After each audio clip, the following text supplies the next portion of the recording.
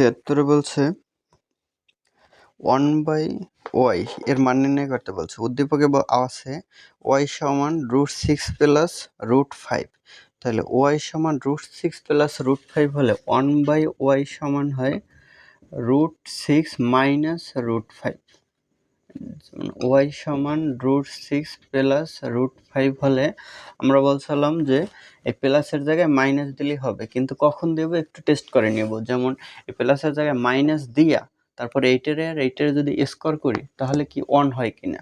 আমাদের মানে এইটার স্কোয়ার আর এইটার স্কোয়ারের অন্তর যদি 1 হয়, √6 এর বর্গ আর √5 এর বর্গের অন্তর 1 হতে হবে। তাহলে √6 কে যদি স্কোয়ার করি তাহলে শুধু 6 হয়, আর √5 কে স্কোয়ার করলে শুধু 5 হয়, মাইনাস দিলে তাহলে 1 হয়। তার মানে আমরা 1/y সমান √6 মাইনাস √5 সরাসরি লিখতে পারবো, শুধু এই টেস্ট করব যে এইটার বর্গের অন্তর 1 হয় কিনা। যদি 1 হয় তাহলে সরাসরি মাইনাস দিতে পারবো, তাহলে ডিটেলসে অঙ্ক করতে হবে না। তাহলে 1/y এর মান পেলাম √6 মাইনাস √5। 76 নম্বর, এটা আছে খ নম্বরে।